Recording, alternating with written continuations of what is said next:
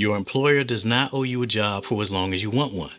That summarizes the email I sent to one of my college buddies who works in tech. I've been telling him for years to develop a side hustle of some sort in order to give himself some options.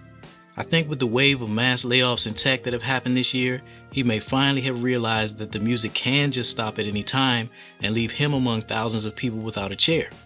He also recognizes that it's time to figure out something to do once his career is over because he doesn't want to retire and just do nothing. I'm sharing his situation because I believe it reflects the situation that many people are in. You may have a job that you've had for a long time and everything is fine. All your bills are paid and you're able to do everything or most of the things that you want to do. In other words, you're comfortable. There's nothing wrong with being comfortable in and of itself because that's what we work for, right? To be comfortable. The problem with being comfortable is when you're not in control of your situation and when you have a single source of income, you're really not in control of your situation. Like I said to my college buddy, your employer does not owe you a job for as long as you want one. If your job disappears tomorrow, as has happened to tens of thousands of people in just the first few weeks of 2023, how comfortable will you be then? If your comfortable life is funded entirely by the income you get from your employer, is your comfortable life also a secure life? Or are you just hoping that the music never stops and you don't have a plan for if it ever does? Prior to the pandemic, my buddy was an avid outdoorsman. He had always had that in him because he grew up in Alabama, but he really began to embrace it and take it to the next level in his late 30s and early 40s. He started learning more about hiking and camping and bike riding on trails and river rafting and such. He started out doing things alone, but he then started going out with organized groups of outdoor enthusiasts and started having even more fun.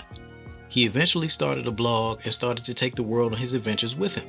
He even paid to get a professionally designed logo for his blog. He was really onto something. His blog posts were really compelling, and he had started to take them to the next level by using his blog as an education platform to make it easier for other people to start enjoying the outdoors. There are people who grow up with a connection to the outdoors, and there are city folks like me who grow up with no connection to the outdoors whatsoever. But the outdoors is the natural environment for us all, and nature calls us all, but most of us don't answer the call because the woods are a scary place when you don't know the first thing about the outdoors. He started to address that scariness by providing information. He would do gear review posts where he would present basic gear you need for a day hike or other gear you need for an overnight stay. He reviewed equipment for kids since he has kids. His blog was emerging as a true resource for people who wanted to begin enjoying the outdoors. And then he stopped blogging. Life got in the way, I guess. I really don't know why he stopped. And then a year or two later, the pandemic happened. Talk about a missed opportunity. Once we all realized what a pandemic was and what it meant, everybody headed for the hills. His blog could have really taken off because it would have been exactly what people needed at that time. Whether someone wanted to learn how to spend time outdoors or they wanted to experience the outdoors vicariously, his blog could have been a resource. I know since the pandemic began, I've certainly been enjoying the outdoors genre through YouTube when it was something that I'd never been interested in before. People like Joe Robinette and Matthew Posa and Jim Baird, who had been making outdoor adventure videos for years, picked up a lot of new subscribers like me because of the pandemic. My buddy could have been a part of that, and he could have laid the foundation for true comfort and true financial security by establishing an income source outside of his job. Joe Robinette, for example, made a video a couple of years ago sharing that he was able to buy his first house because of the business he'd built from making YouTube videos.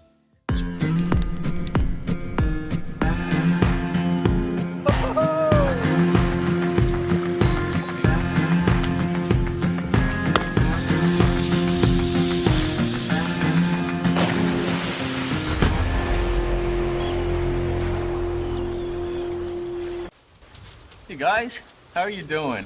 We are home, finally. I bought my dream house at the age of 34. My family's in it, everybody's happy. The wife's dream house as well. Scooter Magoots is finally able to be outside, run around without worrying about getting hit by a car or crazy people. We got lots of property here at the new house, obviously. Very excited about it. I did a couple posts on Instagram just showing a little bit, and people were asking for a home tour, a house tour. So here it is, man. Let's give you the full tour of my dream home. Joe hasn't had an employer in probably 10 years or more. I'm not encouraging you to quit your job. What I am encouraging you to do is explore the many ways to earn income outside of the income you receive from an employer. There are lots of ways to make money, and you're much better off if you know how to go out into the world and make money without an employer. To help you do that, I want to recommend a book to you. The book is called Purpose, and it's by Gina Bianchini, the founder of Mighty Networks. This is the book that I recommended to my buddy when he reached out to me the other day and said he wants to start figuring something out, both for income now and for income and fulfillment whenever he decides to retire. And that's assuming that he's the one who gets to decide when he retires, because at his age, if his job goes away, he will effectively be retired because age discrimination and his high salary means that he's not going to get hired anywhere else. Purpose is going to help him figure out what he wants to do and how he wants to do it. Think of Purpose as the instruction manual for the Mighty Networks platform. Think of Mighty Networks as the tool you can use to build your own private social media platform. But something way better than Facebook or Instagram, because with Mighty Networks, you build something where you bring people together to learn and grow and build community without any of the toxicity of the traditional social media platforms. Mighty Networks is the perfect platform for my friend to use to resume his efforts to make the outdoors accessible to more people and make money in the process. So if you're in a similar situation as my college buddy, I encourage you to grab a copy of Purpose and use it to help you figure out how to create true comfort and security for yourself and your family by building an online community full of people who share interests similar to yours. Social media has become a really toxic place that many people are choosing to leave. But these people still have the need to be a part of a community because that's how we're wired as human beings. So when someone decides to leave a social media platform, where are they to go? The community you build can be a part of that answer. And Gina's book Purpose teaches you how to do it.